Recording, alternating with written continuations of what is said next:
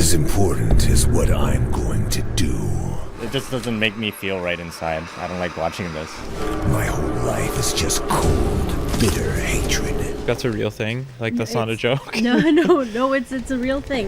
It's time for me to kill. It's being called the most violent video game in history. Titled Hatred, the premise is simple. The player is a lone wolf shooter who goes on a rage-fueled killing spree, targeting the innocent, seeking a glorified death. My genocide crusade begins here. Your eyes just popped. I just can't believe this is the stuff they're doing nowadays. Violence in video games really is nothing new. We saw it back in the day in games on Atari, and even now we see them on games like Call of Duty and GTA.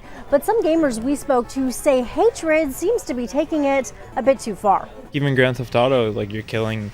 I don't play that game, but like I know you could take the lives of innocent civilians and things like that. But that, like, tossing around the word genocide and just, it seemed a bit much. It's one of those things where there's no empathy to this character. There's no redeeming qualities about this character. You don't get a name, you don't have a reason for it. He just hates people and he just wants to kill everybody. It kind of reminds me of the violent shootings in the States and even in Ottawa.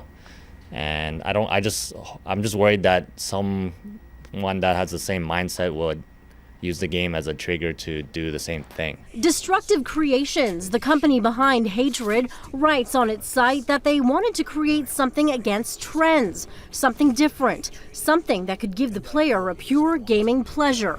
This is the time of vengeance. Hatred is expected to be released in the next few months, but only via download. And there's already been hesitation from online distributors. When download site Steam said they wouldn't be offering the game, there was backlash, and the decision quickly reversed.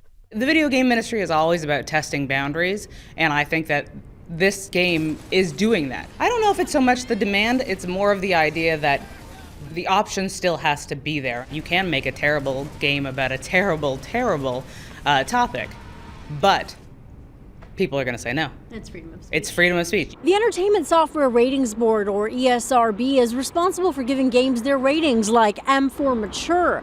ESRB tells CityNews, though, that Hatred has not yet been submitted for a rating. At ANC Games on Spadina, Roshni Murthy, CityNews.